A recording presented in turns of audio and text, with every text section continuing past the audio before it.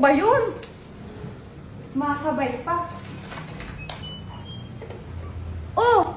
Pars! Mars, Oh, Pars, anong ginagawa mo dito? pasok mo na ba? Ano papasok mo? Hindi, may dala sa ulam, Mars. Oh, sige, pasok. Pasok. Ito, Salamat, Pars. Ano ba tong dala mo, Pars? itlog, Mars. Itlog.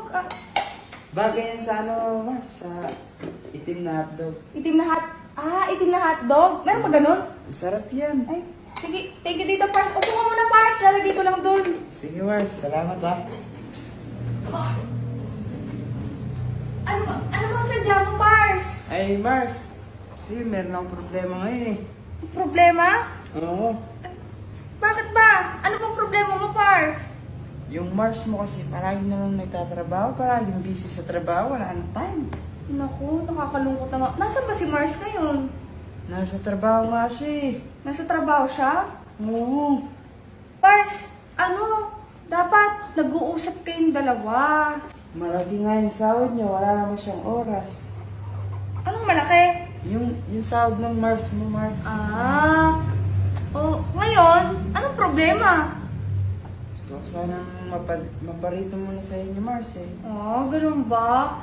Sa bagay na, ang lungkot talaga yung nararamdaman mo na yan. Dapat Oo, talaga, Mars. nilalabas mo yan. Malaki nga yung problema ko ngayon. Tsaka dapat talaga yung mga ganyang emosyon, nilalabas mo yan. Gusto ko nga ilabas mo, Mars eh. Anong gusto mong ilabas? Yung nararamdaman ko. Yung nararamdaman mo. Kasi syempre malungkot talaga yung mga ganyang mga ganyang pangyayari. Lalo ganyan, na nawawalan siya ng oras sa'yo. Tapos nawawalan ka din ng sa kanya. Syempre nagtatampo ka sa kanya. Ano bang matutulong ko? Yung dalawang Anong matutulong ko?